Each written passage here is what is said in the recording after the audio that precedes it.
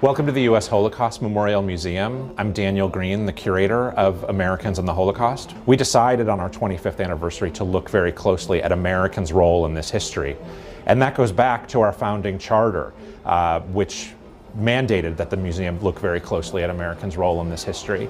In fact, on the day we opened, Elie Wiesel, who was the chairman of the board at the time, said, "This museum is not an answer, it's a question." And what we wanted to do in this exhibition is ask difficult questions about Americans' response to Nazism. The questions that frame this exhibition are, what did Americans know and what more could have been done? And you'll see throughout the exhibition that what we try to do is show the context of American history that shaped Americans' responses to Nazism. That context includes our isolationism in the aftermath of World War I, xenophobia, fear of immigrants, racism, Jim Crow America, anti-Semitism in the United States. The 1920s and 30s are the height of anti-Semitism in the United States.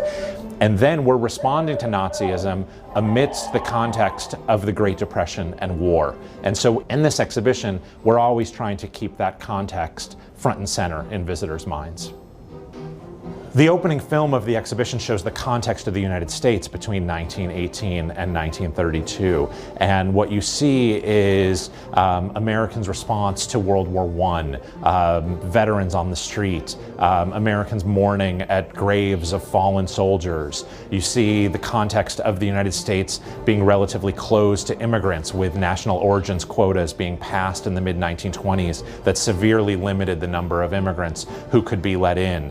You see the rise of the Second Ku Klux Klan in the 1920s, as well as Jim Crow America. And all of these things are precursors to the Nazis' rise to power in 1933. So what you see here is all the preconditions that are foundational to America in the interwar period that will shape our early responses to Nazism.